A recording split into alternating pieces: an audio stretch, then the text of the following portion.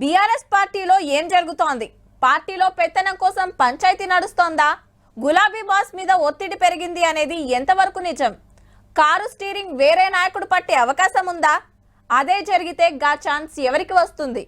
అధికారం పోయాక తలో మాట ఎందుకు మాట్లాడుతున్నట్టు అని సోషల్ మీడియాలో షేరింగ్ వార్తలు నడుస్తున్న టైంలా ఇద్దరు ముఖ్యమైన లీడర్లు ఏమన్నారో ఇనుండ్రిగా.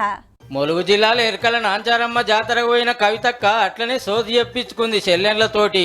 ఊరిచ్చులు లేదు, ఉబ్బిచ్చులు లేదు, సాఫ్ సీదు ఒక్కటే మాట. రాబోయే తరంలో నువ్వు మళ్ళీ సీఎం అవుతావని మంచి వినబడ్డదా? కవితక్క పక్కా ముఖ్యమంత్రి అవుతుంది అనగానే మనసులో ఏముందో కానీ ఫుల్ ఖుషి అవుతుంది కాదా? మరి బీఆర్ఎస్ అంటే కేసీఆర్ సారు, కేసీఆర్ అంటే బీఆర్ఎస్. పార్టీ పెట్టిన 25 ఏళ్ల కాంచి ప్రెసిడెంట్ సీటు బాపుదే, పవర్లు ఉన్న 10 ఏళ్ళు సీఎం సీటు బాపుదే. గట్లనే మళ్ళీ ఎప్పుడైనా గెలిచినా ఆయననే సీఎం అని డిసైడ్ అయిన వాళ్ళ గిట్లా జోషి చెప్తే సంబరం అవుతుంది కదా. మళ్ళా మీకు కేసీఆర్ గారికి మధ్యలో వారధిగా నేను నిలబడి ఉంటా.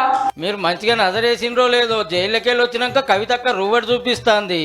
10 ఏళ్ళు సప్పులు లేని అసెంబ్లీ ఆకిట్ల పూలే విగ్రహం పెట్టాలని లడా ఎత్తుకునే బీసీలకు అన్యాయం జరుగుతుందని పోరాటం సురువు చేసే. అంటే భౌగోళిక తెలంగాణ మనం తెచ్చుకున్నాం, ఇంకా కూడా సకల జనులకు, సబ్బండ వర్గాలకు న్యాయం జరిగేటటువంటి సామాజిక తెలంగాణ మనం సాధించుకోలేకపోయినాం. 10 రోజులకో జిల్లాకు పోతుంది, 11 మాట్లాడుతుంది. పవర్లకు రాగానే మీ సంగతి చెప్తా అని పింక్ బుక్ లో పేర్లు రాసుకొని పడని పార్టీలకు ధమ్కీలు ఇస్తాంది. కేసీఆర్ సార్ మంచోడు కావచ్చు, నేను కొంచెం రౌడీ టైపే. ఇదంతా ఒగెత్త అయితే ఇంట్లో ఏమైతుందో గాని కవితక్క కొత్త పార్టీ పెడతదట అని జోరుగా ప్రచారం నడుస్తుంది సోషల్ మీడియాలో. నా గురించి రకరకాల కథనాలు వస్తూనే ఉంటాయి, రకరకాల ఆరోపణలు, కుట్రలు అని చెప్పి సోషల్ మీడియా అంతా బాగా నా మీద ప్రేమ అభిమానాన్ని ప్రదర్శిస్తుంటారు.